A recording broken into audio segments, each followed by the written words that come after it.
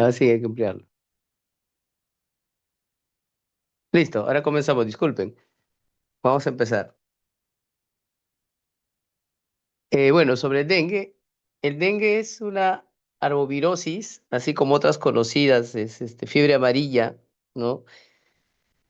Eh, Son las más importantes en nuestro país, tanto dengue como fiebre amarilla, ¿no? O sea, arbovirosis son infecciones virales transmitidas por vectores, mosquitos. El dengue puede tener o tiene un espectro clínico amplio. Va desde pacientes asintomáticos o oligosintomáticos a pacientes muy graves, como están viendo en la diapositiva, ¿no? Afortunadamente, la mayoría de cuadros son atenuados, son cuadros leves, ¿no? Los cuadros graves son los que vienen al hospital. En cuanto al virus, el vector y su transmisión.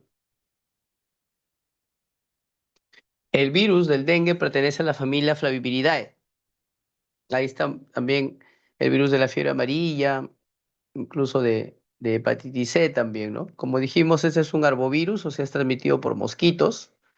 Es un virus ARN que tiene una sola hebra, ¿sí?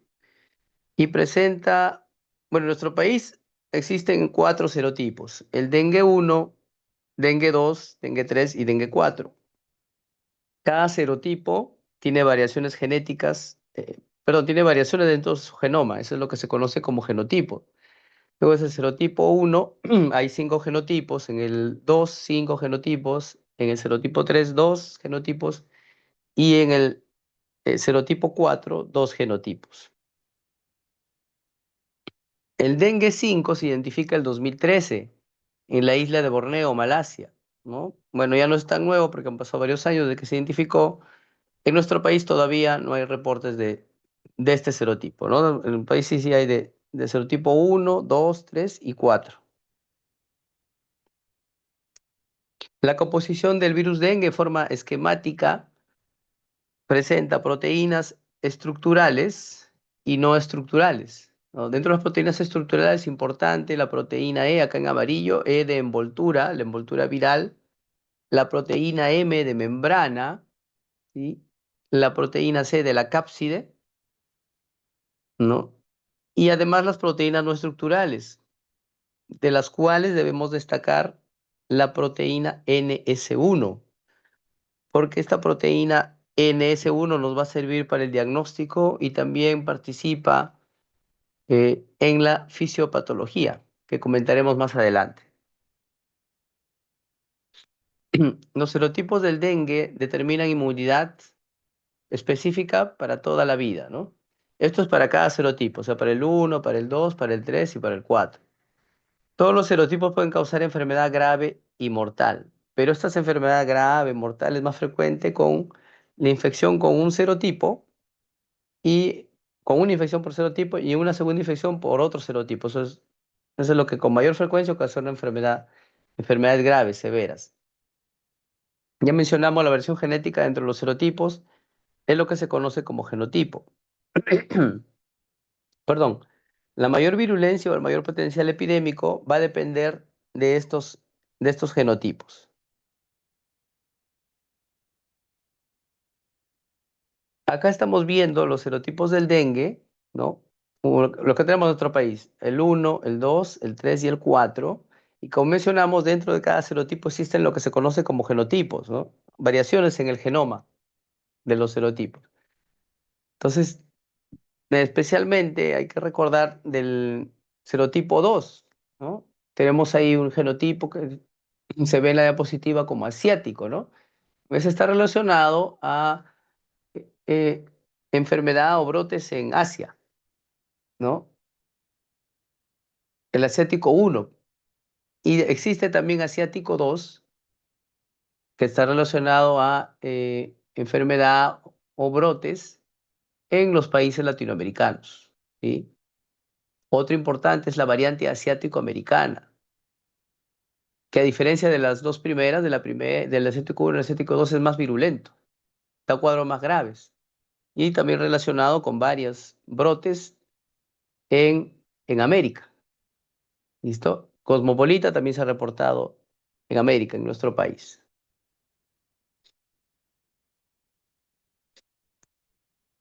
El reservorio de esta enfermedad del dengue es el ser humano. La transmisión es por picadura de mosquitos infectantes, esa es la definición de arbovirosis. Y el periodo de incubación puede ser tan corto como 3 días y un máximo de 14 días, 2 semanas, ¿no?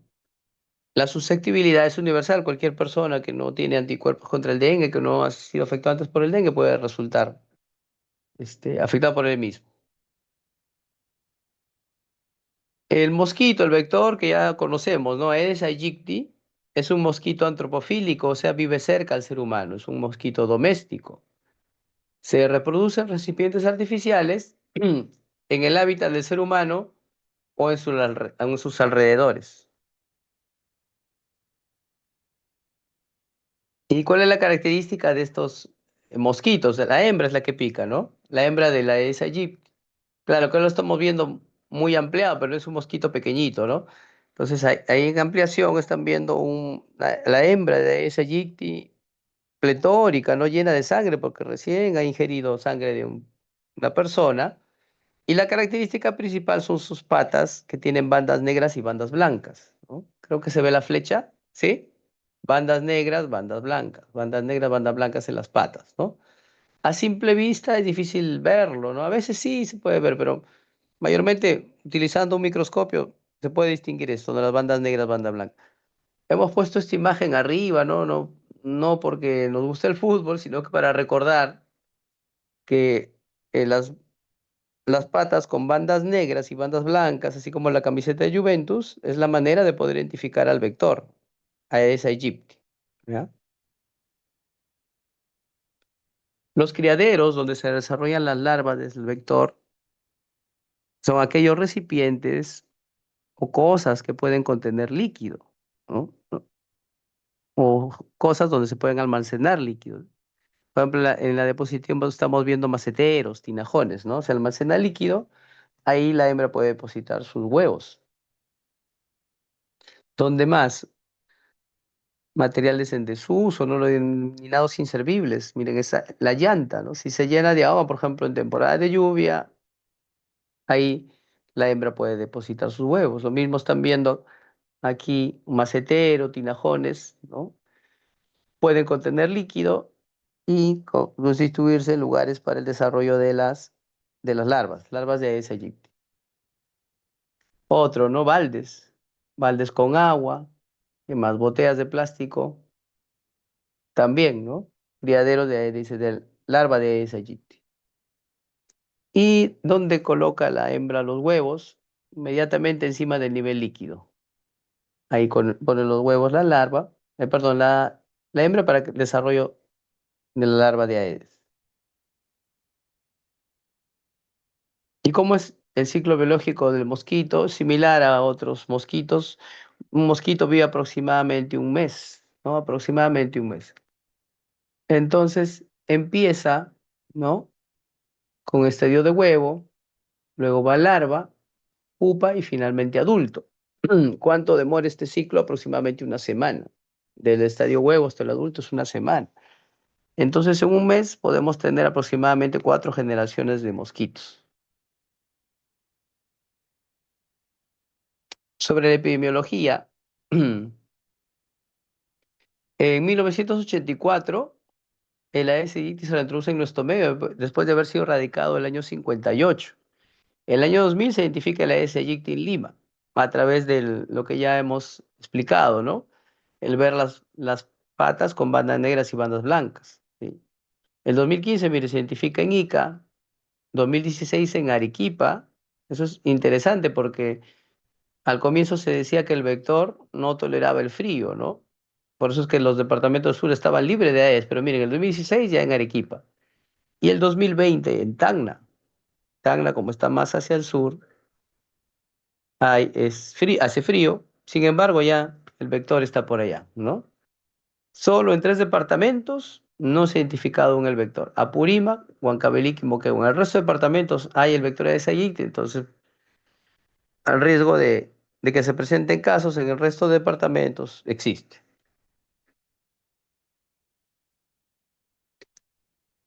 Acá hay un gráfico para ver el número de casos de dengue por semana en Perú desde 2018 a 2024. Miren cómo se ha ido incrementando esto, ¿no? Después de la pandemia prácticamente, porque la pandemia del SARS-CoV-2, el COVID fue 2020, 2021, 2022 ya estábamos de salida, ¿no? Después de la pandemia, miren cómo se ha incrementado, ¿no? 2023, 2024. Y esto es estadística reciente, ¿no? Esto es de este año, hasta el 7 de junio de este año, creo. Acá se ve, hasta el 7 de junio de este año la estadística. ¿Cuántos casos acumulados? Más de 35.051, ¿sí? El 2025, ¿no? ¿Cuántas defunciones acumuladas? 46, ¿no? Y si comparamos con el 2024, miren, de 238 a 46 hay una diferencia del 81%, ¿sí? 81%. Esa es la variación de defunciones respecto al año anterior y el mismo periodo. Y en relación a casos, ¿no? Este es eh, de 2024, también ha habido una reducción de 86%, ¿no? De variación de casos respecto al año anterior. O sea, digamos que este año hemos estado mejor en relación a casos de dengue, a defunciones, comparado con el 2024. Bueno, es que se ha hecho mejor las campañas de control vectorial, se ha contratado más personal de salud, también se ha brindado capacitaciones, no el manejo oportuno, todo eso ha contribuido a la disminución de casos de manera significativa este año, ¿no? Tanto en casos acumulados como en defunciones. ¿Listo? Y vean cuáles son los departamentos más afectados este año. A la cabeza es San Martín, ¿no? Con 10.070 casos. ¿Sí? Luego le sigue Loreto, Cajamarca, Piura, Lima, ¿no? Y otros departamentos. Pero hemos visto que prácticamente en todos los departamentos, ¿no? Hay el vector, pues, pueden presentarse los casos. Pero generalmente las zonas más afectadas son aquellos departamentos que tienen región selva y también costa norte, ¿no? Que son los más afectados por dengue. ¿Cuál es el cuadro clínico? Como dijimos al inicio, esta es una enfermedad que, que tiene un espectro clínico amplio, ¿no? Va de pacientes asintomáticos o con pocos síntomas a cuadros graves. Entonces, es una enfermedad sistémica, dinámica. Después de un periodo de incubación, que ya sabemos también es de 3 a 14 días, ¿no? El máximo es 14 días, la enfermedad comienza súbitamente y sigue de 3 fases, ¿no? Presenta 3 fases. La fase febril, la fase crítica y la fase de recuperación. Antes de ver esto de las fases, comentarles de este estudio interesante publicado en el año 97, es un estudio de brote en Cuba, ¿no? En Cuba, estas siglas que ven ustedes arriba de FD, FHD, FD es fiebre por dengue y FHD fiebre hemorrágica por dengue. Son denominaciones antiguas, ¿no? Más adelante vamos a ver cómo se clasifica el dengue, pero antiguamente había estas definiciones, ¿no? Fiebre por dengue y fiebre hemorrágica por dengue, ¿no? Por supuesto que fiebre hemorrágica por dengue son cuadros más graves, ¿no? Entonces, miren, esto fue interesante porque en una población en Cuba donde ocurrió un brote, se toma muestra, ¿no? De sangre para buscar anticuerpos contra el virus dengue en, en esa población. Ahí también se incluía pacientes asintomáticos, ¿no? O sea, pacientes asintomáticos con síntomas, ¿no? Toma muestra de la población. Y lo interesante que se encontró es que la mayoría de pacientes eran asintomáticos. Se encontró serología positiva para dengue en un 76,77% de pacientes asintomáticos, ¿sí? 22,3% tenían fiebre por dengue o fiebre hemorrágica por dengue. 0,88% tenían fiebre hemorrágica por dengue y la mortalidad fue de 0,05%. Entonces, conclusión de este estudio, vemos que tiene la forma de un iceberg, ¿no? Esta gráfica, la mayoría de pacientes son asintomáticos o con cuadros atenuados, ¿no? La punta del iceberg es lo que viene al hospital, los cuadros más graves. Ahora sí, vamos a ver las fases de la enfermedad. Entonces, la primera fase es la denominada fase febril, que lo vemos aquí, ¿no? La flecha lo está señalando. Se inicia súbitamente con temperaturas altas, miren, hasta 40 grados, ¿no? Luego hay un descenso en la temperatura, ¿sí? Aunque no siempre se puede en la clínica percibir esto, pero bueno, es así, ¿no? Súbitamente luego un descenso de la temperatura y puede subir otra vez, ¿no? Un poquito, ¿ya? Pero bueno, hay fiebre, por eso se llama fase febril. Y si empieza súbitamente con temperatura alta. En la mayoría de casos, entre el tercer y cuarto día se produce la efervescencia, la caída de la temperatura, ¿no? Aquí.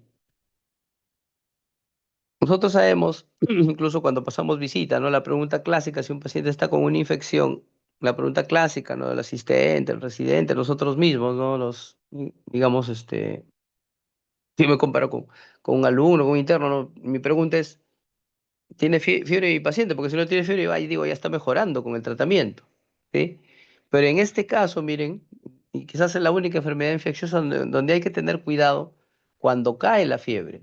¿Por qué? Porque al caer la fiebre, la efervescencia, estamos ingresando a la fase crítica. Esta es la fase crítica, que es más frecuente entre el cuarto o quinto día de enfermedad, ¿no? Ahí es más frecuente la fase crítica. ¿Cuánto dura? 48 horas, 2 días, ¿no? Entonces, en esos 2 días, la monitorización del paciente tiene que ser estricta, ¿no? Estricta, la cabecera del paciente. Porque como es crítico, ¿no? Su nombre lo dice, tengo que evaluar correctamente a mi paciente, hacerle un buen monitoreo, hemodinámico, funciones vitales, porque de eso va a depender su vida, ¿no? Y luego de la fase crítica viene a la fase de recuperación, ¿no?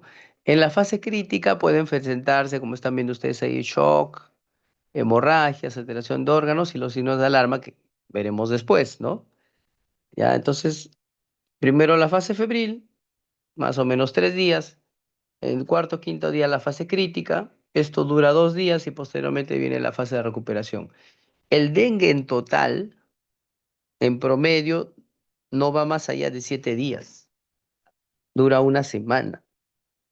Si es una enfermedad febril que dura 2 semanas, ¿no? Viene algún paciente de zona endémica, ¿no? De dengue, que hemos visto que hay varias, ¿no? En nuestro país.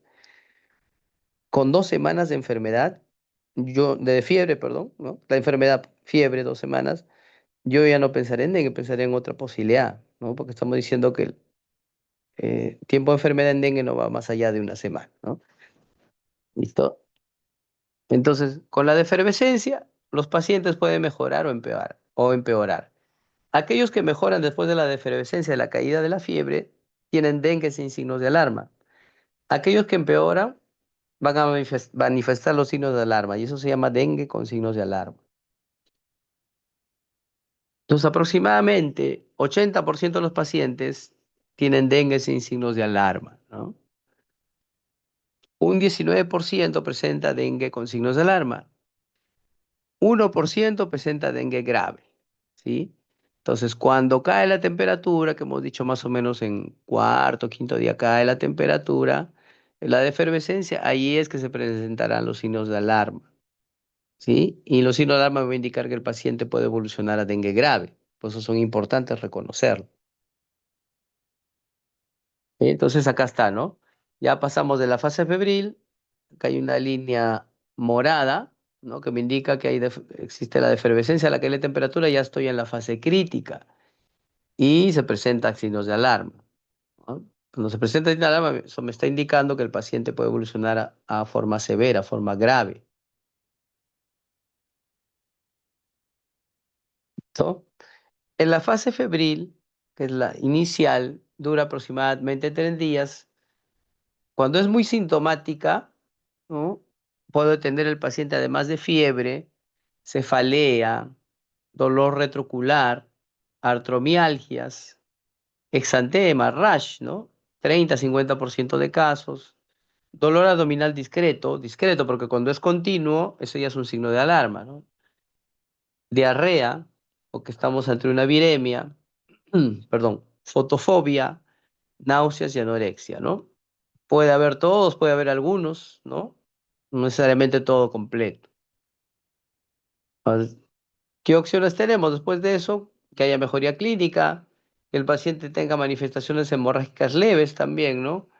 Petequias, epístasis, gingivorragia, vómitos con unas tiras de sangre, sangramiento en zona de venopunción, hematuria, sangrado vaginal, ginecorragia, o que evoluciona a dengue severo, ¿no? Pero en estos casos, los pacientes presentarán signos de alarma. Entonces, en la fase crítica, donde se presentan los signos de alarma, estos son un resultado de un aumento significativo en la permeabilidad capilar, ¿sí? Marcan el inicio de la fase crítica. En el dengue, la principal, eh, el principal componente de la fisiopatología del dengue es el aumento de la permeabilidad capilar. ¿Cuáles son los signos de alarma? Dolor abdominal intenso, sostenido, o también puede ser dolor a la palpación del abdomen. ¿Ah? Si es un dolor discreto, no lo considero, ¿no? Discreto, pasajero, eso no es signo de alarma, pero continuo, intenso, sostenido, el signo de alarma. Vómitos persistentes, 3 vómitos en 1 hora, 4 o más en 6 horas. ¿Ya? Eso es la definición de vómito persistente. 3 vómitos o más en 1 hora, o perdón, 4 o más en 6 horas. Perdón, acumulación de líquidos, de fluidos, ¿no? Se forma un tercer espacio. El paciente puede presentar ascitis, derrame pleural, pericarditis, ¿no? Eso se puede diagnosticar clínicamente o con imágenes. Sangrado de mucosas en sus diferentes manifestaciones, ¿no?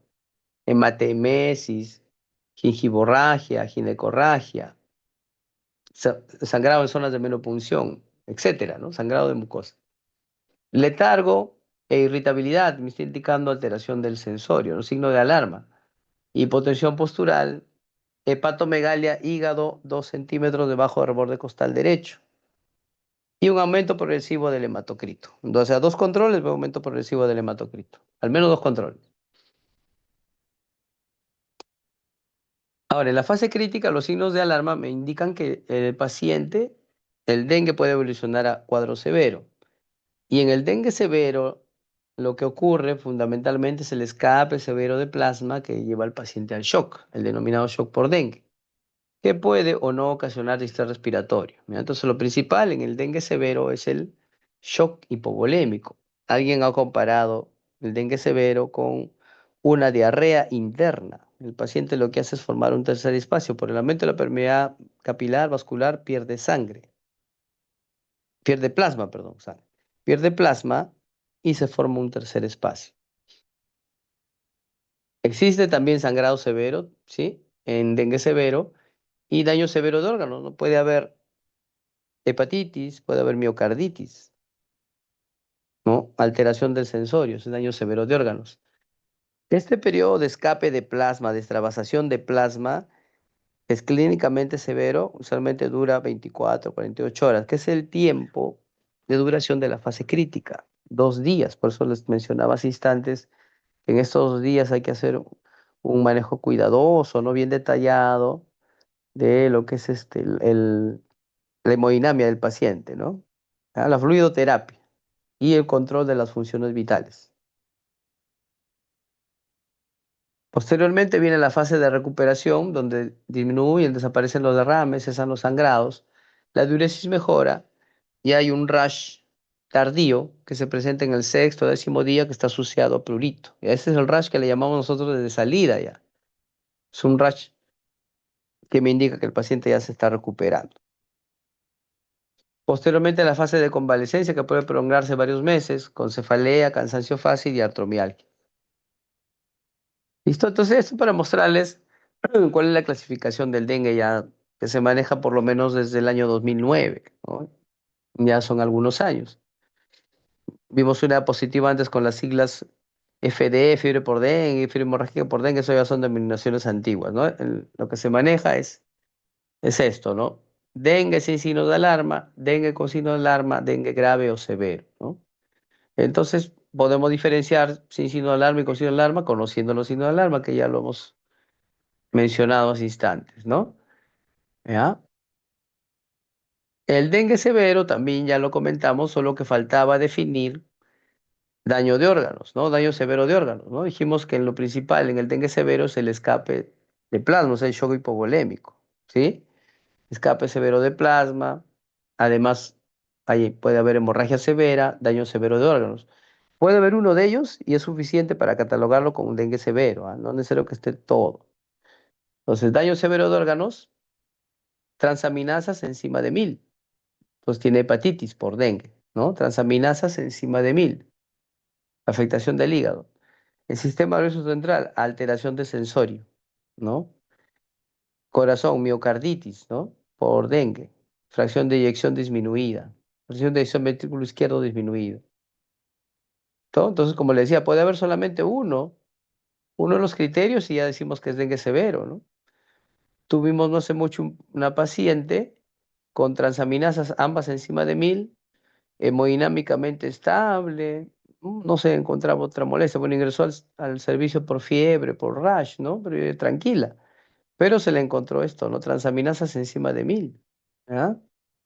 Como les mencionaba, hemodinámicamente estable, o sea, su presión, pulso estaban bien.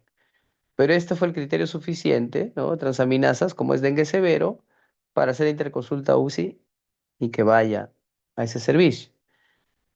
Cuando llega a UCI al día siguiente, comenzó a presentar hipotensión, ¿ya? Mira, entonces, miren, por eso es importante tener claro las definiciones, los conceptos para saber cómo se va a manejar. ¿Listo? Entonces, diagnóstico, evolución de la fase y severidad de la enfermedad. Entonces, todo paciente en el cual yo sospecho dengue, ¿no? Puedo sospechar dengue por síndrome ictérico febril, por síndrome febril más rash, ¿no? O exantemático febril también se llama, ¿no? A veces por síndrome febril nomás también, pero si viene en zona endémica puede ser dengue. Entonces yo me preguntaré, primero, ¿no es dengue? ¿Mm? Según los síndromes, es dengue. Ahora, si es dengue, ¿en qué fase del dengue estará? ¿Febril, crítica o recuperación? Este paciente tiene signos de alarma. ¿Cuál es el estado de hemodinamia e hidratación? ¿Tiene shock, choque? Y bueno, de acuerdo a la respuesta a esas preguntas, yo puedo catalogarlo en grupos, ¿no? El grupo A, grupo B1, grupo B2 y grupo C. Dengue sin signo de alarma pertenece al grupo 1, ¿no? Y el manejo es ambulatorio, ¿no? Dengue sin signos de alarma que no tiene factores de riesgo social, tampoco afección asociada. Porque si tenemos dengue sin signos de alarma, ¿sí? Más afección asociada o riesgos es el grupo B1. ¿Qué afección asociada? Por ejemplo, mm, obesos, pacientes obesos, ¿sí? Nefrópatas, cardiópatas, ¿sí? Embarazo, que eso no es un estado patológico, pero también es una entidad asociada, ¿no? ¿Qué más? Embarazo, pacientes pequeños, niños menores de 5 años o pacientes de tercera edad, también, ¿no? Esto, pacientes con, ya mencionamos, ¿no? Nefropatía, cardiopatías, hepatopatías, diabéticos. Y todas esas son afecciones asociadas. También no tiene síndrome de Alarma, pero tiene una afección asociada. Pertenece al grupo B1, ¿no? En el grupo B1 también están pacientes con dengue sin signos de alarma. Bueno, no tienen afección asociada, pero sí tienen riesgo social. ¿En qué sentido, no? Viven solos, no tienen medio de transporte para regresar rápido al hospital. Y porque los pacientes con grupo A, que hemos visto acá, dengue sin signo de alarma, grupo A, no tienen afección asociada, no tienen riesgo social. Yo lo catalogo como grupo A, lo envío a su casa, pero tengo que decirle que si el paciente presenta signos de alarma, perdón, en su casa, inmediatamente debe volver al hospital para internarlo y manejar el dengue. Pero supóngase que vive lejos, ¿no? Del centro de salud, del establecimiento de salud, vive solo, ¿no? No tiene medio de transporte para regresarse, le da dolor abdominal continuo, intenso, no le permite movilizarse, ahí no va a quedar, ¿sí? Entonces, estos pacientes yo los considero como en el grupo B1, dengue sin signo de alarma, más afección asociada o riesgo social, ¿no? Y el otro es dengue con signos de alarma, es el grupo B2, ¿no? Que tanto el B1 como el B2 tienen que ser hospitalizados, ¿no? Acá dice internamiento, o sea, tienen que ser hospitalizados. Y van a ser internados en los centros de internamiento, su unidad de vigilancia clínica, denominada Subiclin. Ahí se interna, ¿no? Y el grupo C es el dengue grave, ¿no? Que hemos visto, ¿no? Pacientes con shock hipovolémico, con hemorragia, con afectación de órganos, ¿no? Transaminasas encima de 1000, fracción de eyección del ventrículo izquierdo disminuida, trastornos sensorios, dengue grave, va a UCI. Entonces, en el grupo A, ¿quiénes pueden ser enviados a su casa, ¿no? Del grupo A, quienes ya les digo, se van de alta, ¿no? A son aquellos que no tienen signo de alarma, no tienen riesgo social, no tienen condiciones coexistentes, ¿no? Entonces, el grupo A son aquellos que pueden tolerar volúmenes adecuados de líquido por vía oral, orinan por lo menos una vez cada 6 horas, no tienen signo de alarma, especialmente cuando cae la fiebre, hematocrito estable, no hay condiciones coexistentes. Estos pacientes deben ser evaluados diariamente para determinar progresión de la enfermedad y aparición de signos de alarma hasta que estén fuera de periodo crítico. Ya sabemos, el dengue no dura más de 7 días. Estos pacientes deben ser evaluados a diario y con hemograma hasta 48 horas después de la caída de fiebre. ¿Qué es lo que hay que monitorizar? La efervescencia, la caída de la temperatura, el aumento del hematocrito con caída rápida y concomitante de las plaquetas y la aparición de los signos de alarma. A este paciente yo debería darle un folletito o un tríptico donde figure los signos de alarma para que los tenga presentes, ¿no? Si presenta alguno de ellos, inmediatamente debe retornar al establecimiento de salud. ¿Qué es lo que tiene que hacer este paciente? Los del grupo A, bueno, reposar en cama, ingesta apropiada de líquidos, ¿no? Se recomienda agua, disculpe, se recomienda suero, no agua pura porque no tiene electrolitos, ¿ya? Entonces, sale de rehidratación oral o suero, va a servir. Podría ser también leche, jugo de fruta, solución salina isotónica, agua de arroz, sopa, ¿no? Paracetamol, no más de 4 gramos al día en adultos y dosis según kilo de peso en niños, ¿no? Compresas para la fiebre, buscar y eliminar buscar y eliminar criador de mosquito en la casa y en los alrededores. No debe ingerir AINES porque hay riesgo de sangrado, ¿no? Si el paciente ingiere AINES será peor. Tampoco corticoides, ¿no? ¿Listo? Antibióticos tampoco, porque esto es una infección viral, no es bacteriana. Y se presentan los signos de alarma, inmediatamente retornar al establecimiento de salud. Luego tenemos a los pacientes del grupo B1. Son aquellos pacientes que deben ser referidos para manejo hospitalario, ¿no? Entonces, eso estábamos explicando hace instantes. Los pacientes del grupo B1 no tienen signos de alarma, pero sí tienen condiciones coexistentes, por ejemplo, gestación, lactantes, pacientes de tercera edad, obesos, con diabetes, con nefropatía, insuficiencia renal, con enfermedades hemolíticas crónicas.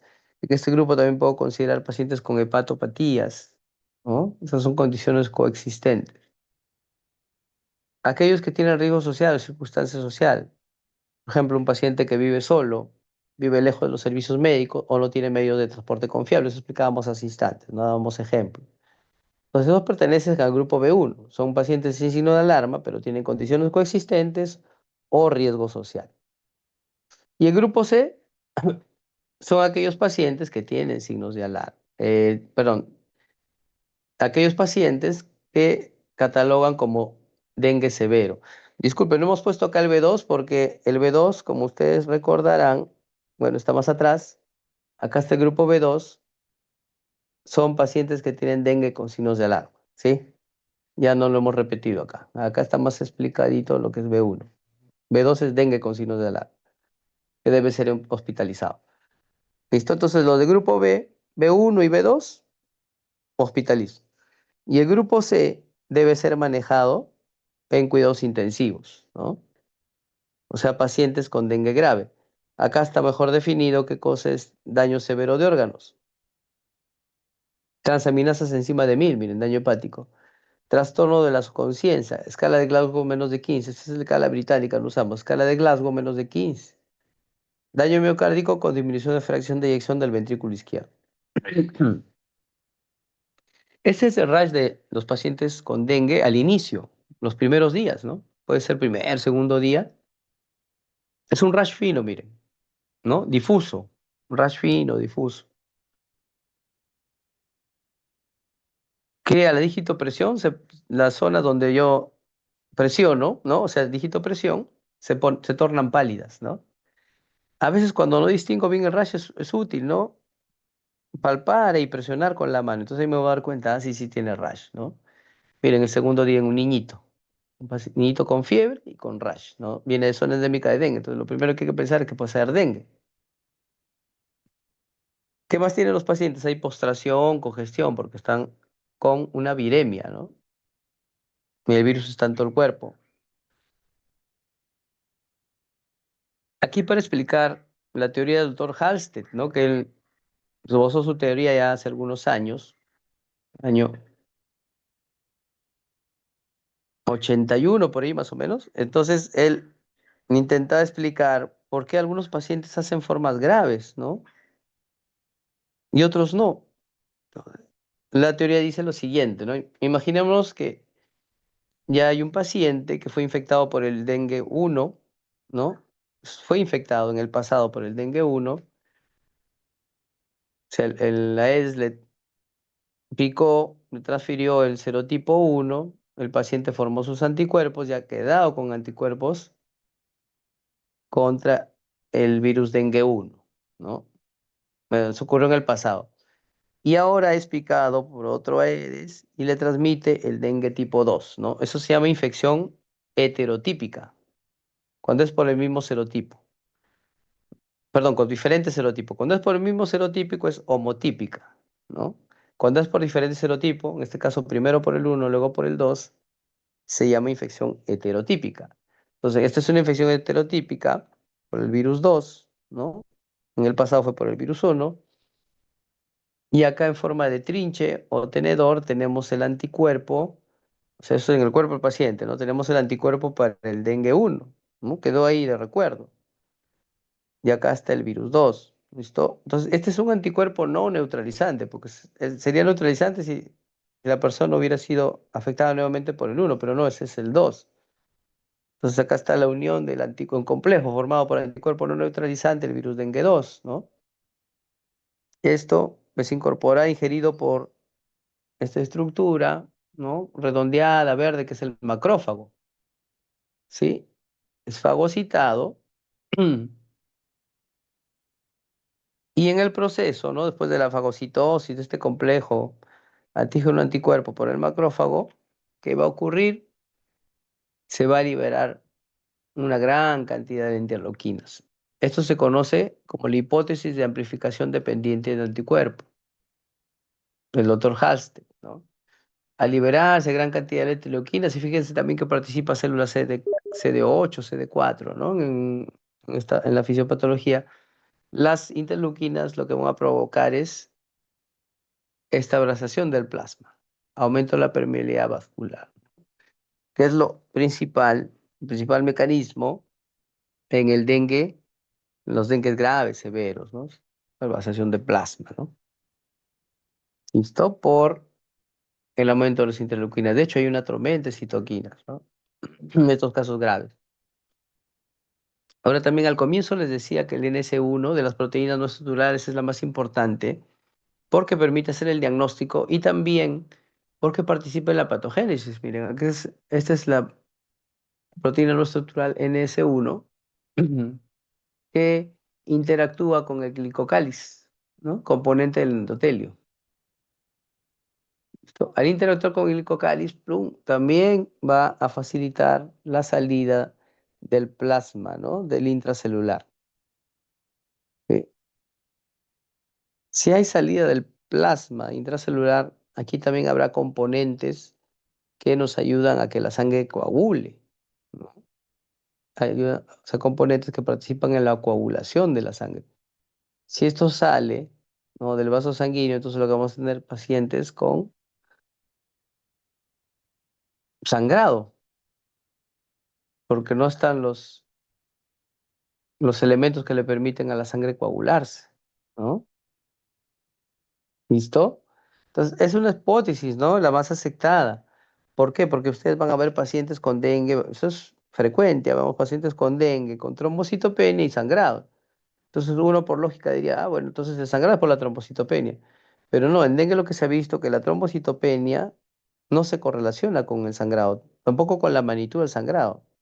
El sangrado lo más probable es que se deba a este mecanismo que estamos explicando, que durante la extravasación se pierden también componentes de la coagulación sanguínea, ¿no? Y eso explicaría el sangrado, ¿no? ¿Listo? Afectación de los vasos también da sangrado, o sea, ¿no? Daño endotelial, daño de los vasos también da sangrado. Pues la trombocitopenia no se explica no explica, perdón, ese sangrado, ¿no? La fisiopatología del dengue, bueno, todavía hay mucho por investigar. Acá es un pequeño, es un resumen, ¿no? De las hipótesis eh, planteadas hasta el momento sobre el dengue severo, ¿no? Esto es cortesía del doctor Casapilla, doctor Vázquez, acá a la derecha, abajo, ¿no? Son colegas médicos infectólogos de Iquitos, gentilmente nos proporcionan sus diapositivas. Entonces, miren, ustedes en la infección primaria por el dengue tipo 1, ¿no? Nosotros recordamos que se activa los linfocitos B, los linfocitos T, ¿se acuerda que vimos en inmunología de las enfermedades infecciosas, ¿no?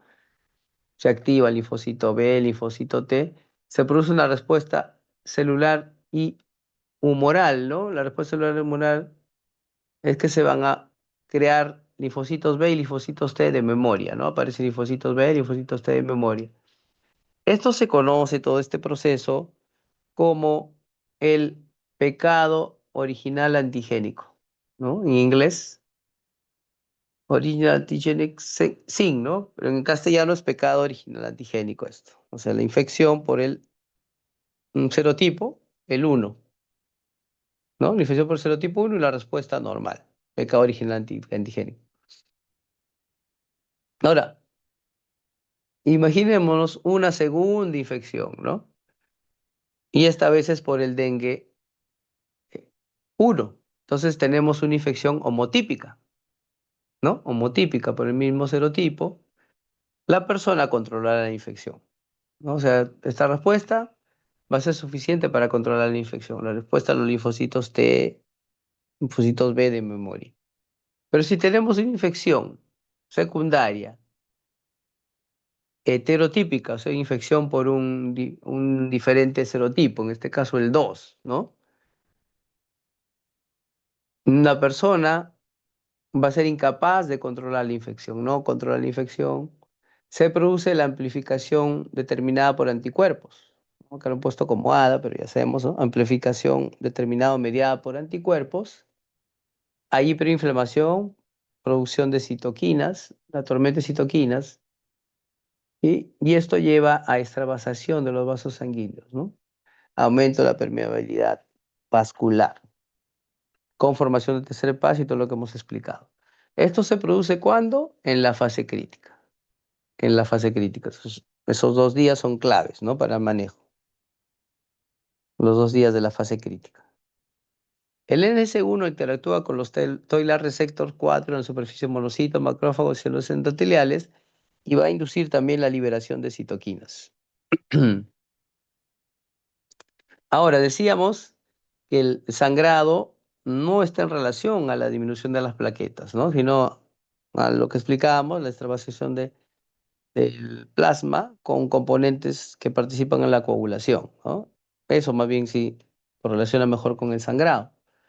Entonces, el dengue hace que el organismo produzca anticuerpos contra el virus, pero estos anticuerpos contra el virus tienen reacción cruzada con las plaquetas, también con proteínas de la coagulación y con la célula endotelial, ¿ya? Entonces, es importante recordar que el virus dengue hace que la persona produzca anticuerpos contra él y estos anticuerpos tienen reacción cruzada con las plaquetas, ¿no? Entonces, la trombocitopenia, la explicación es esto, ¿no? Los anticuerpos de reacción cruzada. ¿Listo? Muy bien, bueno, en resumen, ¿no? Lo que hemos estado comentando.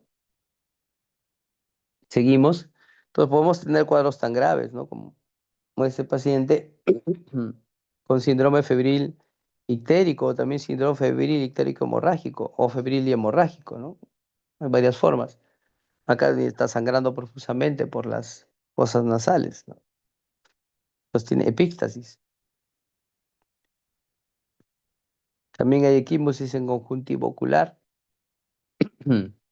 Y ese es el rash de salida, ¿no? Dijimos que el dengue no dura más de 7 días, ¿no? Entonces el sexto día vemos ese rash, ¿no? Dice ahí islas blancas en un mar rojo. Le llaman rash en islotes. Ahí no se nota tan bien, pero acá a la derecha sí lo podemos ver, ¿no? En islotes, rash en islotes. O sea, islas blancas, que son estas zonas pálidas, los puntitos blancos, islas blancas en un mar rojo, rash en islotes. Eso no me indica que el paciente está empeorando, sino que ya está saliendo del proceso, ¿no? Porque es más o menos quinto, sexto, séptimo día. ¿Ya? Comparen con el rash al inicio. El rash al inicio era difuso, ¿no? Y como le dije, en ocasiones es mejor presionarlo con la mano para darnos cuenta que está presente. Entonces, el criterio de alta es la presencia de ese rash, ¿no? De salida. Rash en islotes. ¿Qué más? Ausencia de fiebre por 48 horas, ¿no? O más. ¿No? Mejoría clínica manifiesta. Buen apetito, movilidad prácticamente estable, buena dureza y no hay estrés respiratorio. Y cuando mejoran los exámenes de laboratorio.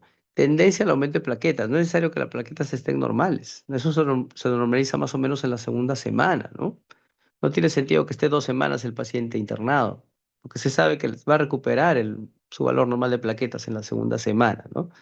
Entonces, si veo tendencia al aumento de plaquetas, ya, ¿no? Hemodinámicamente estable, buen apetito, buena dureza y lo doy de alta. Esta tendencia al aumento de plaquetas usualmente va a presidir aumento de leucocitos y si tiene hematocrito estable también es otro criterio para el alta. Los pacientes del grupo B, ya sabemos B1, B2, cómo se definen, son internados en las UBICLIN, unidades de vigilancia clínica. Las unidades de vigilancia clínica deben tener sus hojas de monitoreo, ¿no? Para ver funciones vitales, mm, incluido diuresis, incluido presión arterial, frecuencia cardíaca, respiratoria, ¿sí? El balance, importante, y también debe tener un mosquitero. El equipo mínimo de trabajo es médico, una enfermera y un auxiliar de enfermería. Entonces, en los pacientes del grupo B1, B2, ¿no? Lo que se va a hacer es iniciar de inmediato hidratación por vía endovenosa. Se debe iniciar vía oral también si el paciente lo permite, lo más rápido posible. Si no hay vómitos, ¿no? Además, o trastornos sensorios, se puede iniciar además hidratación vía oral. Y lo que se va a administrar es cloruro de sodio, 9% según esquemas de hidratación. Entonces, ¿cuándo decimos que el paciente tiene dengue probable, ¿no? ¿Cuándo es un caso probable de dengue sin signo de alarma? Es toda persona con fiebre reciente de hasta 7 días de evolución que estuvo dentro de los últimos 14 días, que es el periodo de incubación máximo, en área con transmisión de dengue o se encuentra infectada por Aedes aegypti y que además presenta por lo menos dos de los siguientes criterios, ¿no? Artralgia, mialgias, cefalea, perdón, dolor ocular o retroocular, dolor lumbar, rash y no se evidencia signos de alarma. Acá está en resumen, ¿no? Lo que es el grupo A, el grupo B, B1, B2 y sé que lo hemos estado describiendo, ¿no? Entonces recordar los de grupo A, el manejo es ambulatorio, ¿no? A, ambulatorio. Grupo B1, ¿no? Grupo B1 y B2 se internan. Y el grupo C, que es dengue grave, a UCI, ¿ah? Tratamiento de urgencia. Grupo C. En el diagnóstico diferencial entre varias entidades, ¿no? Entonces, que entidades que no dan fiebre, no dan rash, ¿no? Principalmente eso que están viendo ahí, ¿no? El dengue se parece mucho al chikungunya, Zika. ¿Por qué? Porque el dengue puede dar un síndrome febril exantemático, fiebre con rash. Lo mismo chikungunya, lo mismo Zika, fiebre con rash. ¿Listo? Algunas características clínicas que podrían ayudar a diferenciarlo. Bueno, en el chikungunya, la artralgia es más manifiesta, ¿no? Y la artritis más todavía, ¿no? En dengue hay, pero no es tanto, más es en chikungunya, ¿no? La fiebre es más intensa en mayor grado en dengue que en chikungunya, ¿ya? Puede haber conjuntivitis en chikungunya, en dengue no hay, ¿sí? Pero acá lo principal es el problema articular en chikungunya, ¿no? Artralgia, artritis. En el caso de Zika, puede darme fiebre, puede dar rash, pero el rash es más severo comparado con chikungunya, con dengue, es más severo. ¿Qué más? También conjuntivitis, ¿no? Más severa en Zika, a veces solamente tienen conjuntivitis, Zika. El rash es más intenso, exantema es más intenso en región torácica, ¿no? Y la atralgia es menos manifiesta, comparado con los anteriores. Entonces, para el diagnóstico de laboratorio, al menos hematocrito su recuento de plaquetas. Ya, si lo requiere el paciente, le pedimos sedimentación globular, proteínas totales, análisis de gases arteriales, entre otros, ¿no? Lo indispensable es hematocrito, recuento de plaquetas. Para diagnosticarlo, bueno, tengo que saber el tiempo de enfermedad, ¿no? Entonces hay pruebas para el elemento del virus, es cultivo en cerebro ratón lactante, CRL. También en cultivo de tejidos, ¿no? Y en mosquitos, tejido de mosquitos. ¿Tejidos cuál? El riñón de mono, se llama células Vero, ¿no? Y en mosquitos es el C636, ¿no? Ahí también se puede cultivar el virus dengue. Esta prueba de identificación viral que están viendo ustedes ahí, la diapositiva, eso no lo utilizamos. En el caso de diagnóstico serológico, sí, ¿no? ELISA para detectar IgM contra el dengue. También se podría pedir IgG, ¿no? Pero más usamos IgM contra virus dengue, ¿no? La prueba. Y, perdón, la detección molecular lo hace el Instituto Nacional de Salud, el laboratorio de referencia. Es el PCR, ¿no? Reacción en cadena de polimerasa, que puede ser también en tiempo real. Este RT es tiempo real, ¿no? Esos son los primeros días de la enfermedad, es muy útil para el diagnóstico y también para determinar qué serotipo es el que ha infectado al paciente. Existe detección de antígeno NS1 por monocromatografía. El conveniente es que tiene sus falsos positivos, falsos negativos, ¿no? Entonces, fíjense, este es el control al lado izquierdo, ¿no? O sea, negativo. Bastante fácil de reconocer cuando un resultado es positivo, ¿no? Ahí está. La rayita roja me está indicando que es positivo, ¿no? La sospecha es que tenga dengue, ¿no? ¿Ya? Sospecho, porque podría ser un falso positivo todavía, ¿no? Existe serología IgM Tariki, así la han puesto en el Instituto Nacional de Salud para el virus dengue. El resultado no demora mucho, el mismo día está, en unas horas, ¿no? IgM para dengue. Y estos son los tiempos de la enfermedad y en qué momento yo debo pedir una prueba, ¿no? Por ejemplo, bueno, este es, digamos, el día cero, luego va subiendo, ¿no? Día, 2 días, 3 días. Miren, a partir del quinto día recién empiezan a elevarse las IgM, ¿no? Ya, entonces si yo pido en estos primeros 5 días IgM no me va a salir mucho, va a salir negativo. El quinto día en adelante ya comienzas a salir positivo, ¿no? Ahora, en estos primeros 5 días, ¿cómo podría llegar al diagnóstico? Podría servirme las pruebas moleculares que hablamos hace instantes, los cultivos también, aunque sé que eso va a demorar, ¿no? O el antígeno NS1, ¿sí? Más antes les explicaba de inmunocromatografía, pero existe también ELISA, y ese es el más recomendable, porque tiene menos falsos positivos, menos falsos negativos. ELISA para detectar antígeno NS1, ¿no? Ya, el otro era por inmunocromatografía. El otro es ELISA en suero, ELISA para detectar NS1 en suero. Disculpen, otra cosita más, ¿no? Fíjense en la diapositiva, el IgM empieza a elevarse, perdón, IgM dijimos después del quinto día, ¿no? IgG, perdón, IgG empieza a elevarse recién a partir del 10.º día, ¿ya? 10.º día. Por eso le decía, importante sería pedir los dos, pero no siempre hacen las dos, ¿no? Mayormente hacen IgM solito. Pero si se puede hacer IgG, IgM, por ejemplo, ¿no? De repente lo capté al paciente acá, día 4, día 5 inclusive. Le pido IgM, IgG, IgM me sale negativo, pero IgG me sale un valor, ¿no? ¿Listo? 2 semanas después, ¿no? Le pido otro examen, nuevamente IgM, IgG, y lo que yo voy a ver es que el IgG se ha incrementado 4 veces, ¿no? Porque ya se hace positivo a partir del 10.º día, ¿no? En adelante IgG. Entonces voy a ver que se ha incrementado 4 veces y también veré que el IgM se ha hecho positivo, ¿no? Todos esos datos me van a ayudar para establecer el diagnóstico. ¿Ya? Entonces también tiene validez un incremento de IgG en 4 veces su valor. Siempre que se pueda hacer, ¿no? Estoy refiriendo de repente yo lo solicito, pero práctica privada, ¿no? Porque en la mayoría de hospitales más se maneja IgM, ¿no? No IgG. No, la barrera contra mosquitos son necesarias hasta que baje la fiebre, para evitar que los mosquitos Aedes aegypti en los pacientes y adquieran el virus, ¿no?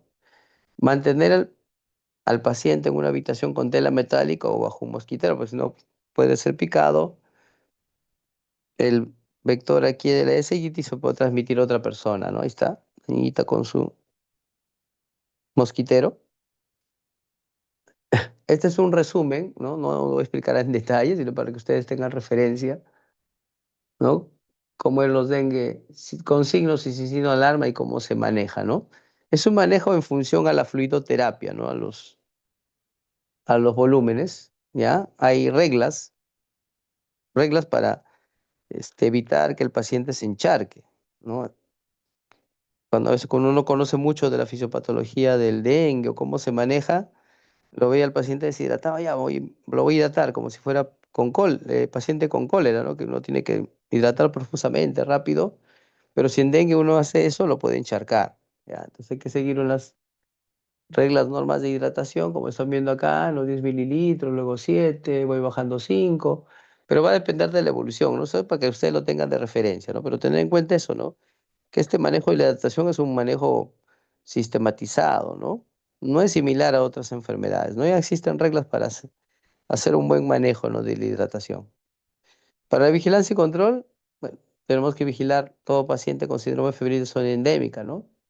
Porque hay la posibilidad que sea dengue, control vectorial integrado de Aedes aegypti y participación de la comunidad.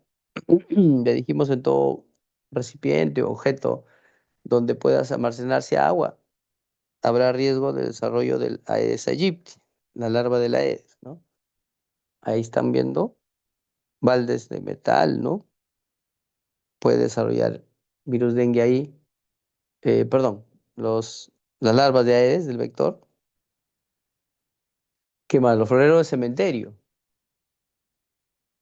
aunque ya no están usando agua la gente, creo que he entendido eso, ¿no? Porque si pone agua aquí, va a desarrollar las larvas de Aedes, ¿no? Entonces, usan arena húmeda, mejor. La limpieza de los recipientes, ¿no? Tienen agua. Y los denominados inservibles, materiales en desuso, donde podría acumularse el agua. Ahí está, ¿no? Vimos asistentes también los baldes, los tinajones, las llantas, ¿no? Esos son los denominados inservibles. En relación a la vacuna contra el dengue, para terminar esta parte, ¿no? Eh, Inicialmente,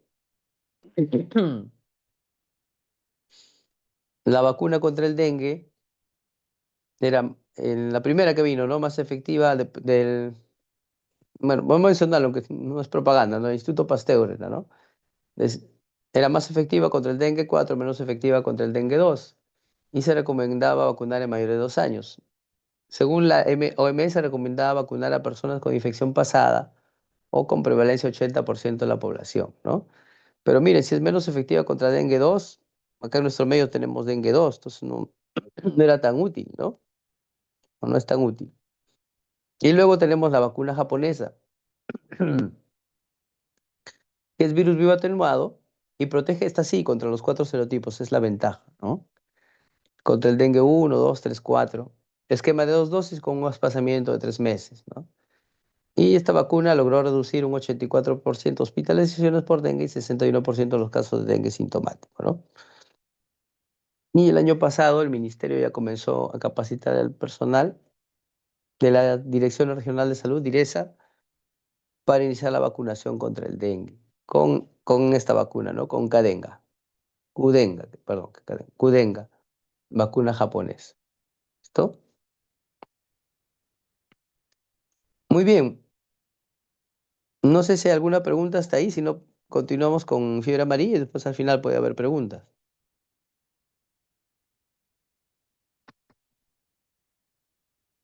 ¿Listo? Continuamos entonces con fiebre amarilla. ¿Sí? Vamos a continuar con fiebre amarilla.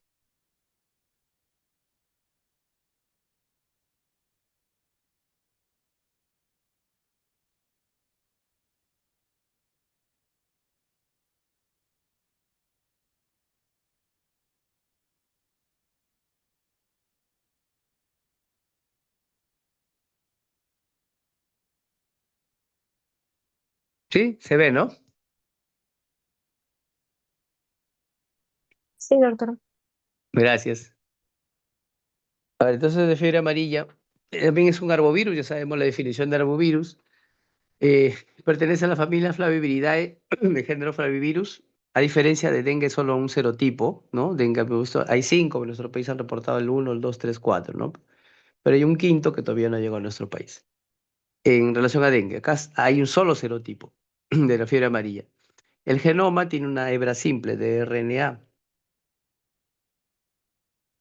y tenemos un ciclo urbano de fiebre amarilla y un ciclo silvestre. En el ciclo urbano, o sea, de las ciudades, el vector se llama Aedes aegypti, es el mismo de la fiebre del dengue, ¿ya? El vector, la fiebre amarilla urbana, es Aedes aegypti, es el mismo que transmite el dengue. Y en el ciclo silvestre, este se da en las regiones tropicales en selva, ¿no? Naturalmente los monos, ¿no? La infectación es en monos por aemagogos y sabetes. Ahí está. Pero el ser humano accidentalmente resulta afectado cuando va a trabajar selva adentro, pues, ¿no? Son pacientes mayormente de la zona andina que por motivos de trabajo, ¿no? Dificultades económicas van a trabajar selva adentro y no están vacunados. Y ahí son picados por hemagogos y sabetes, ¿no? Que tienen el virus de la fiebre amarilla. El año 1922 fue el último reporte de fiebre amarilla urbana en nuestro país. Desde esa fecha hasta la actualidad no se ha vuelto a reportar, ¿no?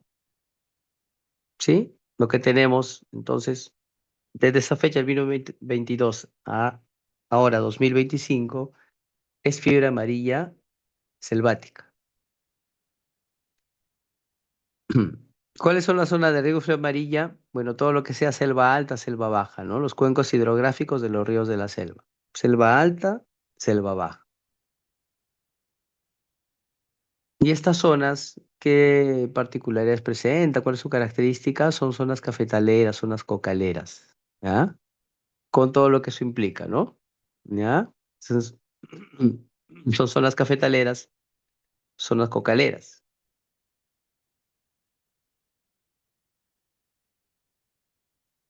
Entonces, ¿cuál es el contexto, no? ¿Cuál es el escenario epidemiológico?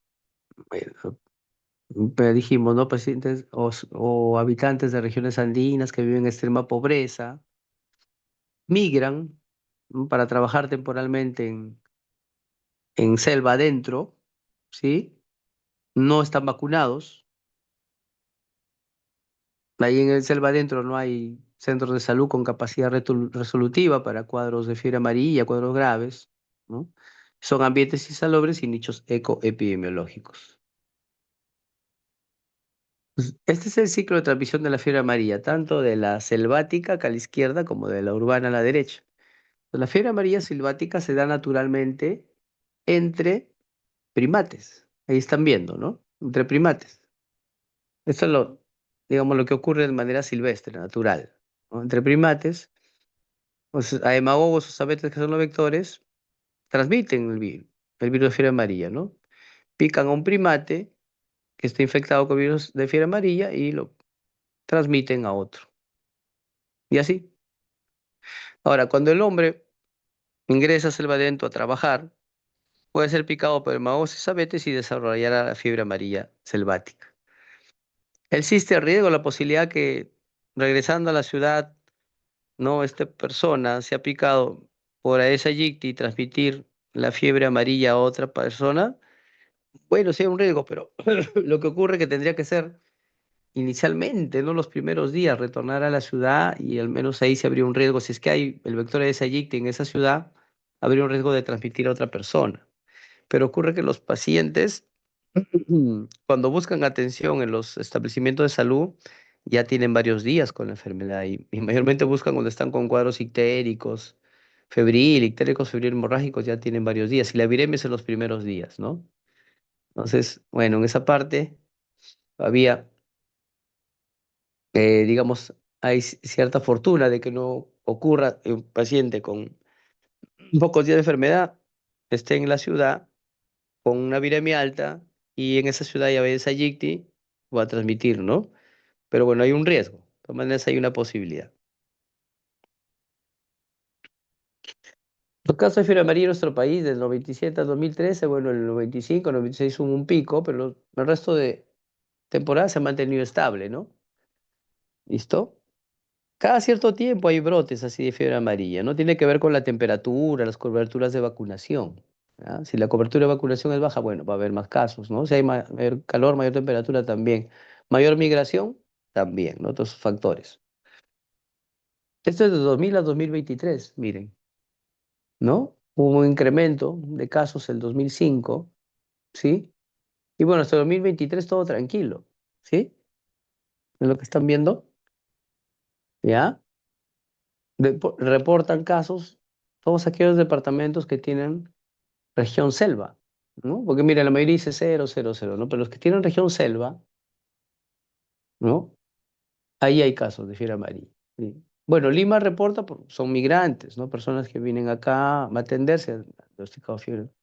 No atenderse, los traen, ¿no? Pueden venir con cuadros graves. Los pacientes que vemos en Lima con fiebre amarilla, realmente son cuadros graves, con fiebre, con ictericia, fiebre, hemorragia, o fiebre, ictericia y hemorragia. Y vienen del interior del país, de selva. ¿Ah? Ese es el año 2023, miren, ahí Loreto y Selva de Junín, ¿no? No más. ¿Listo? 2023.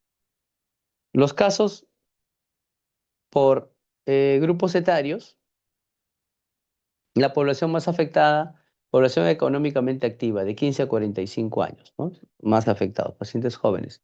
Y por edad, perdón, por sexo, más afectados los varones, porque son los que se van a trabajar selva adentro. Miren, es Perú, Brasil y Bolivia, mismo, ¿no? Es afectado de lejos la población de sexo masculino. Y esto sí es reciente, ¿no? De este año. Miren, ¿no? Comparado con lo que estuvimos viendo hace instantes en las estadísticas, ¿no? A ver, vamos para recordar, ¿no? Las estadísticas, el 2016 hubo incremento, perdón, vemos acá, en el 2005 incremento, 2006, ¿no? Luego el 2016 se dio todo tranquilo, pero este año otra vez, ¿no? Una buena cantidad de casos, 41, ¿ya? Y esto es hasta el 29 de mayo, ¿no? En este mes se sumaron algunos más, ¿no? Hasta el 29 de mayo, 41 casos. ¿Y dónde reporta? Principalmente Amazonas y San Martín, ¿no? Amazonas y San Martín. Tercer lugar Junín, cuarto lugar Loreto y luego Huánuco, ¿no? 41, ¿no? ¿Cuántos fallecidos de esos 41? 15. Son una letalidad de 35,6%. ¿Listo?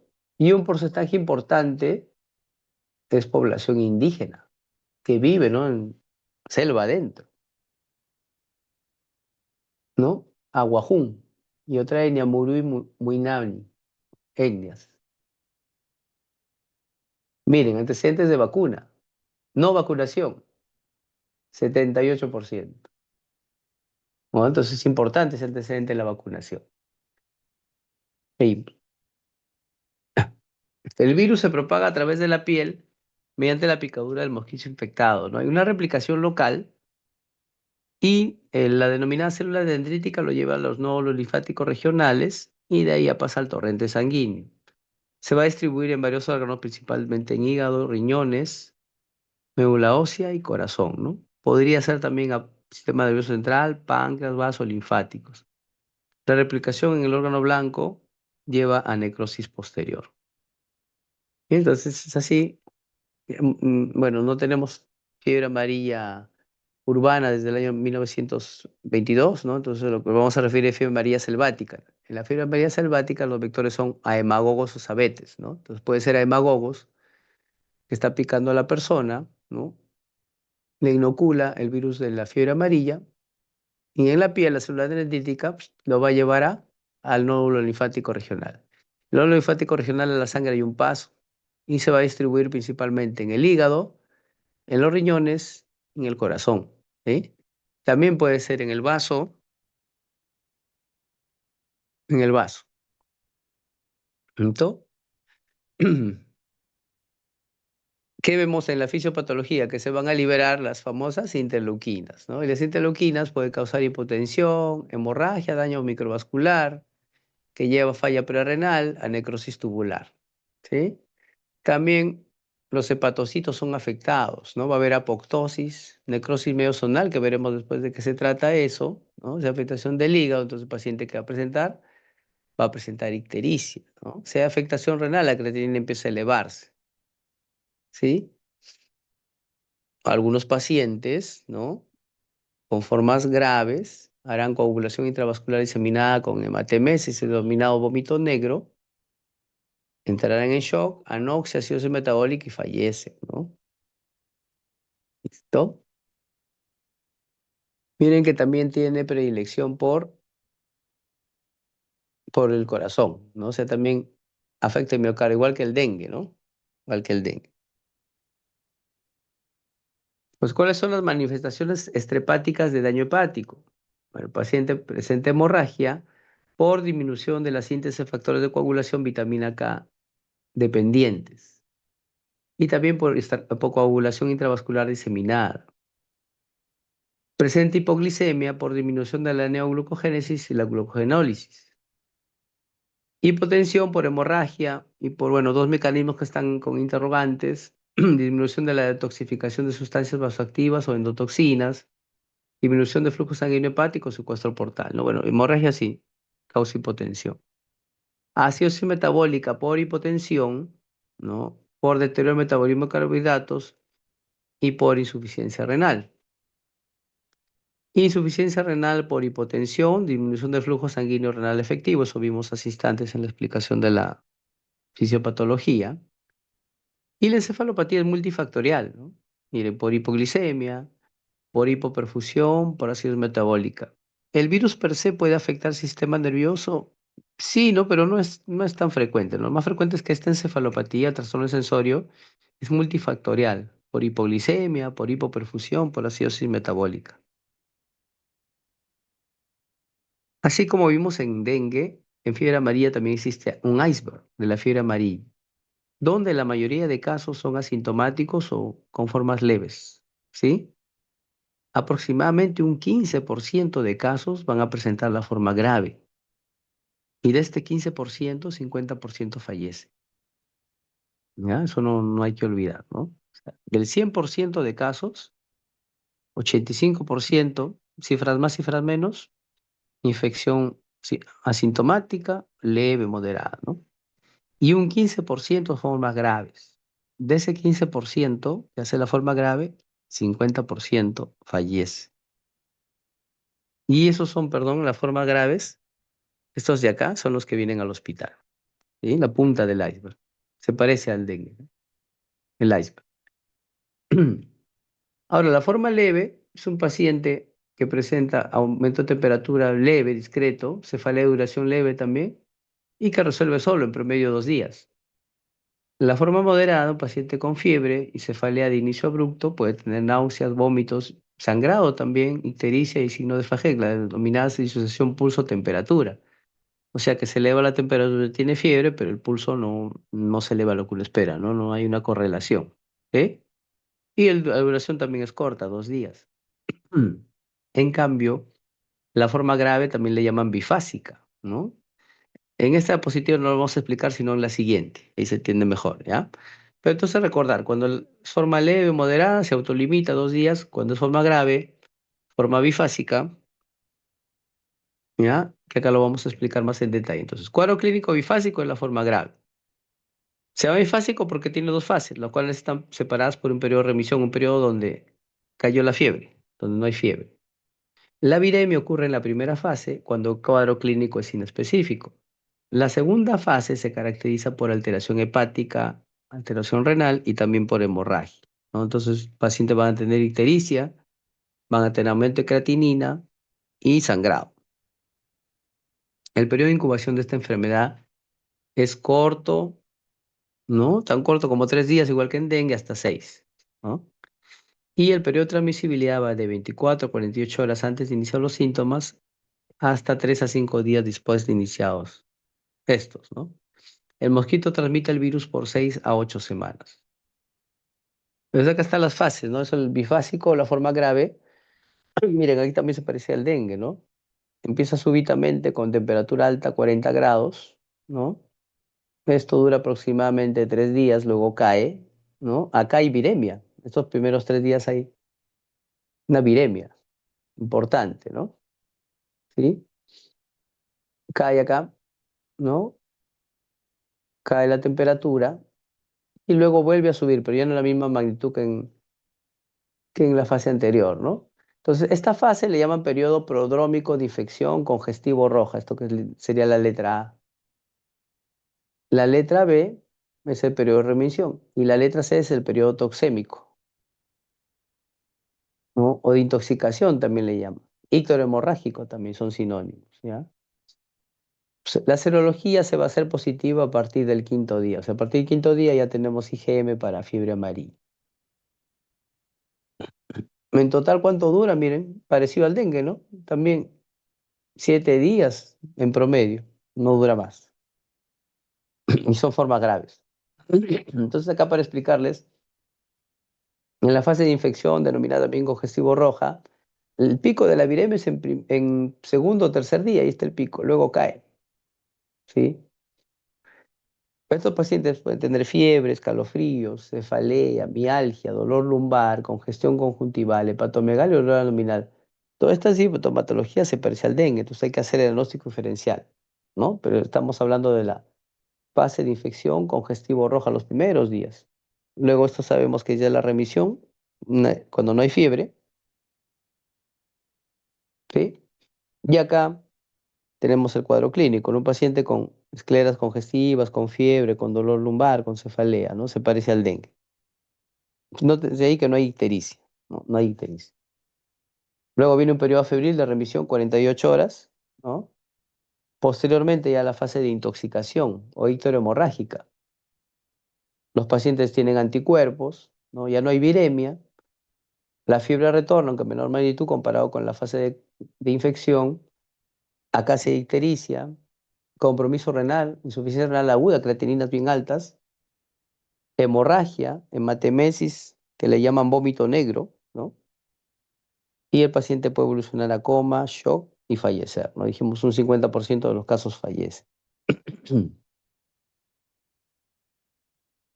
¿Listo? Entonces acá, mm, bueno, eso ya lo estamos explicando, ¿sí? Solo en cuanto al laboratorio, miren, en el día 03, que es la infección, va a haber viremia, va a haber leucopenia, y los días de 4 hasta 10, ¿no? Pero mucho en promedio 7 días dura todo, ¿no? Hay disminución de la viremia, aparecen los anticuerpos, y las pruebas de función hepática son anormales. Tenemos transaminasas muy incrementadas, ¿no? Similar a una hepatitis viral, ¿no? Listo, hay albuminuria, hiperazoemia, creatininas bien altas, pruebas de coagulación anormales, porque hay una coagulación intravascular diseminada, paciente con hipoglicemia, con alteraciones electrocardiográficas. Entonces, aquí estamos viendo un paciente en el periodo de intoxicación amarilla o icterohemorrágica, ¿no? Bueno, no se nota tanto la ictericia, pero si está con trastorno sensorio hay sangrado. ¿Eh?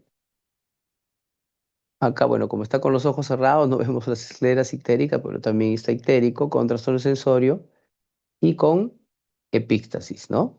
Sangrados. Más sangrado, ¿no? Este es sonda nasogástrico, entonces sangrado digestivo, trastorno de sensorio. No vemos la ictericia, pues está con los ojos cerrados, está dormido. ¿Qué más? Hay edema, ¿no? Edema facial, sangrado, epistaxis, gingivorragia. ¿Listo? Entonces esos pacientes tienen síndrome febril ictérico hemorrágico, trastorno de sensorio. Lo mismo, ¿no? Síndrome febril ictérico hemorrágico. Se notan, ¿no? Las equimosis, ¿no? En el rostro, trastorno de coagulación. Entonces, la mayoría de personas infectadas presentan infección subclínica, que ya hemos visto en el iceberg de la fiebre amarilla. Las formas leves y moderadas evolucionan con fiebre alta, malestar, cefalea, mialgias, y esto se limita, ¿no? Es inicio súbito, pues se limita, 48 horas, ¿no? ¿Listo? Y lo que estábamos mencionando, que 15% de los pacientes hacen formas graves, ¿no? Las bifásicas, con ictericia, y de esos pacientes, ese 15%, la mitad fallece. ¿Listo? Eso es lo que hemos estado explicando, ¿ya? No se lo paso porque ya lo hemos estado explicando, pero ya ustedes lo leen. ¿No? Entonces, las manifestaciones clínicas severas y los resultados en la hospitalización en UCI en 79 pacientes eh, con diagnóstico confirmado de fiebre amarilla severa, ¿no? Entonces, miren, lo más frecuente fue la falla renal aguda, ¿no? De la manifestación clínica severa. Y en segundo lugar, ¿no? Hemorragia, tercero pancreatitis, ¿no? De lo más severo. ¿Eh? Muy bien. Seguimos. Entonces, para el diagnóstico tenemos que pedir hemograma completo, albúmina, pruebas de función hepática, función renal, creatinina. No es orina, disculpen, es orina, ahí está mal. Sedimento de orina, pruebas específicas para dengue, aislamiento viral y serología, ELISA y IgM para fiebre amarilla. En etapas iniciales vamos a ver discreta leucocitosis con neutrofilia e intensa división a la izquierda con eosinopenia. A partir del tercer o cuarto día podemos ver leucopenia con linfocitosis y permanece la división a la izquierda de la eosinopenia. En la bioquímica, las transaminasas van a estar en valores similares a una hepatitis viral, ¿no? O sea, transaminasas encima de 1000, de 2000, pero el incremento mayor a expensas de TGO. Esa es la diferencia, ¿no? Con la hepatitis viral. ¿Por qué el incremento es mayor a expensas de TGO? Porque, como recordamos, el virus de fiebre amarilla, así como el dengue, tiene tropismo por el miocardio, ¿no? Entonces, vamos a tener por eso el incremento que es mayor a expensas de TGO, ¿no? TGO es de músculo, ¿no? TGP es más específico de hígado. El aumento de bilirrubinas es a predominio de la bilirrubina directa, puede alcanzar 20 miligramos por ciento más. Hay aumento de colesterol, fosfatasa alcalina. Los niveles de urea y creatinina pueden estar muy elevados, ¿no? Puede alcanzar valores 5 o 6 veces. Tuvimos nosotros un caso hace algunos años, ya por el 2005 puede ser, más o menos, ¿no? 2005, un agricultor joven, 18 años, de Pichanaki, selva de Junín, ¿no? Pichanaki, que llegó a la emergencia y de frente lo mandaron a trauma shock, porque estaba con síndrome ictérico febril hemorrágico, en anuria, y ya tenía 6 días más o menos de evolución, ¿no? Me acuerdo sus transaminasas, 7000. No, disculpen, 13.000 eran sus transaminasas, ¿ya? Miren esos valores, ¿ah? TGO, TGP bien alto, pero más tenía TGO. Y su creatinina estaba en 7. La oliguria, la anuria es un criterio de mal pronóstico. El paciente evolucionó mal, falleció. ¿Ya? Pero miren esos valores, ¿no? Las transaminasas muy altas, la creatinina también. Entonces, en la orina lo que se va a ver es proteinuria, hematuria, cilindruria. En casos graves, como el paciente que estoy comentando, pero estaba en anuria ya, o liguria, ¿no? Casos graves. Y también el perfil de coagulación va a estar alterado. TPE, TPT, tiempo de coagulación prolongados. INR también prolongado, con consumo de fibrinógenos y plaquetas menos de 50.000. ¿Cuándo sospechar? Un paciente que tiene fiebre hasta 7 días, ¿no? Con síndrome ictérico hemorrágico, síndrome ictérico hemorrágico febril, ¿no? Que no ha sido vacunado, presencia de monos en la zona y albuminuria. Puede servir el examen de calentamiento de orina, vamos a ver la albuminuria, ¿no? Pero recuerden que también un paciente con fiebre ictericia no es diferencial base de leptospirosis, yo caliento la orina, también veré albuminuria, ¿no? En la serología, para el diagnóstico es IgM para fiebre amarilla, ¿no? Así como en dengue, si es que se le puede pedir IgG, bueno, ¿no? Y tendría que haber 4 veces el incremento en los títulos en muestras pareadas, ¿no? Cuando el paciente está con cuadro clínico y 2 semanas o más o posteriores, otra muestra, ¿no? Para ver el incremento en 4 veces, ¿no? Hay que tener en cuenta que existe reacción cruzada con otros flavivirus, como el dengue y encefalitis japonesa, ¿no? Esta prueba de fijación de complemento no la hacemos, ¿ya? IgM, recordar, aparece después del quinto día, igual que en dengue, ¿no? Entonces, antes del quinto día, IgM puede salir negativo o va a salir negativo. Acá está, ¿no? Miren, recién a partir del quinto día, IgM está positivo. IgG después del séptimo día, ¿no? En la segunda semana, ¿no? La viremia son los primeros días, 3 primeros días, ¿no? ¿Ya? ¿Listo? La ictericia, hemorragia, eso es en los pacientes que tienen cuadro bifásico, ¿no? ¿Listo? Más o menos quinto día por ahí, ¿no? ¿No? Así como hay prueba Tariki, IgM para dengue, también hay prueba Tariki, IgM para fiebre amarilla. Eso fue creada por el Instituto Nacional de Salud de Perú. Vean la sensibilidad, la especificidad, bastante buenas, ¿no? 25%, 98%. Y otra ventaja es que el resultado sale en horas, no demora mucho. Promedio 2, 4 horas, ¿no? No es rápido, es rápido. También en pacientes que fallecen, ¿no? Con síndrome ictérico febril hemorrágico no tenemos diagnóstico, sospechamos fiebre amarilla, bueno, tomarle muestra de hígado, eso ya es en las autopsias, ¿no? Para la histopatología, la inmunistoquímica, para prueba molecular, PCR en tiempo real, para aislamiento e identificación. El aislamiento e identificación, así como en dengue, es con célula CRL, cerebro ratón lactante, ahí se puede cultivar, células Vero, riñón de mono, C636, tejido de mosquito, o se usa inmunofluorescencia indirecta, ¿no? Lo que estoy buscando es detectar el virus de la fiebre amarilla. Entonces, la biopsia de hígado jamás es en paciente vivo, ¿no? ¿Cierto? Porque si yo le hago un corte ahí, con trastorno de coagulación va a sangrar y puedo tener problemas médicos legales, ¿no? Ese es en necropsia. Necropsia y haré el estudio del hígado, ¿no? Y ya les dije, si es un paciente con fiebre, ictericia, hemorragia que no llega al diagnóstico, sí se debería hacer, ¿no? Para saber si es fiebre amarilla o no, porque estarían en riesgo las personas que viven en la comunidad o en la localidad del paciente. ¿Qué cosa vemos en la histología? La denominada necrosis mediasonal. ¿Qué cosa es la necrosis mediasonal? Miren, este es el lóbulo hepático, ¿no? ¿No es cierto? Acá está la vena central y alrededor de la vena central miren los hepatocitos. Su arquitectura está conservada, ¿no? Acá también, la vena central, su arquitectura. ¿Sí? ¿Listo? Pero el resto, ¿qué hay? Hay esteatosis. Esto que está en flecha negra, lo que ven es ya los hepatocitos degenerados con esteatosis. Solo está preservado los hepatocitos alrededor de la vena central. Esa es la denominada necrosis mediosonal que se puede ver en la histopatología hepática, ¿no? ¿Ya? ¿Qué más podemos ver? Los denominados corpúsculos de Kunziman, ¿no? Estoy poniendo acá en la flecha. Kunziman con flechitas, ¿ya?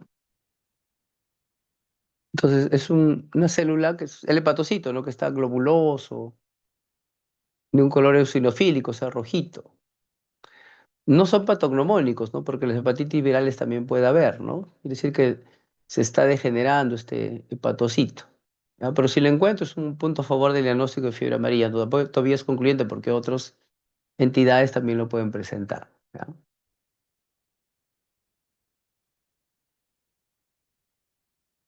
El diagnóstico diferencial es con aquellas entidades que me dan fiebre, ictericia, hemorragia, por ejemplo, leptospirosis, malaria grave, hepatitis virales, principalmente la hepatitis B, y coinfección con virus delta, fiebre hemorrágica por dengue. Bueno, ya no hay eso, ¿no? Dengue severo sería, ¿no? Dengue severo, perdón.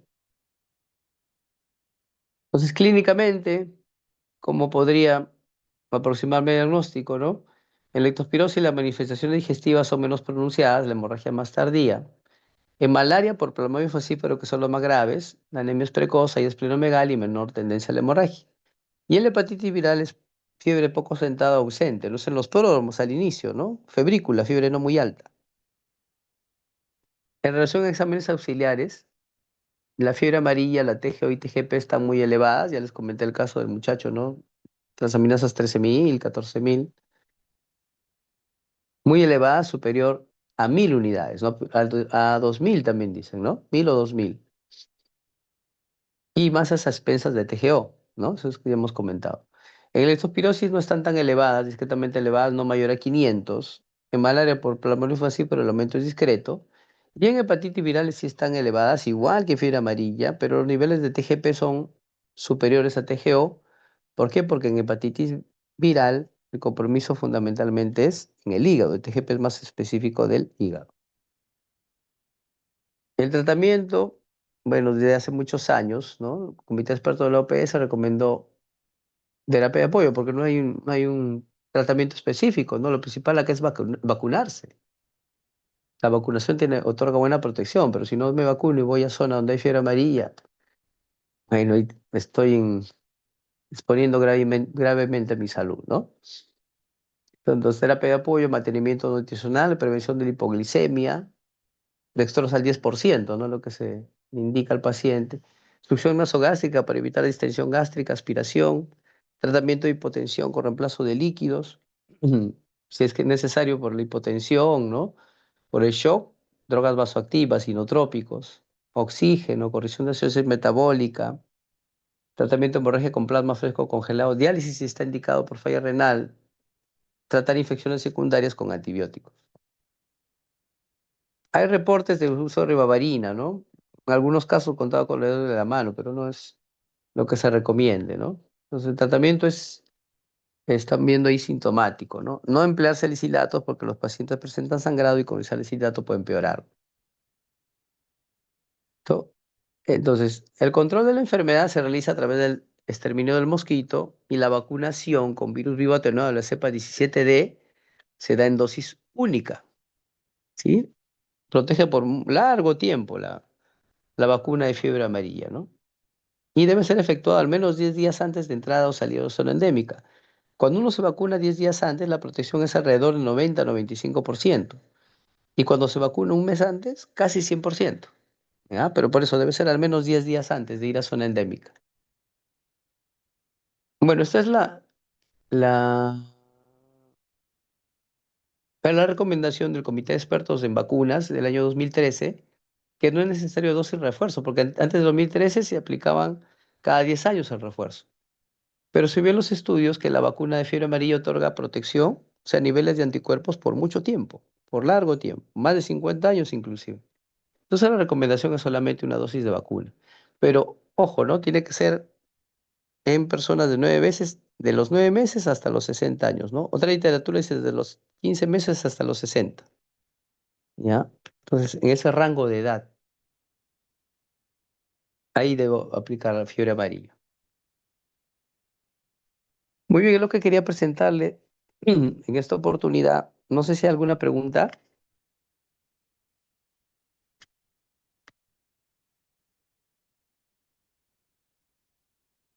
¿Todo está claro? Todo claro, doctor. Muy bien, entonces nos vemos en otra actividad. Gracias por su atención. Muchas gracias, doctor. A ustedes. Gracias, doctor. Gracias a ustedes.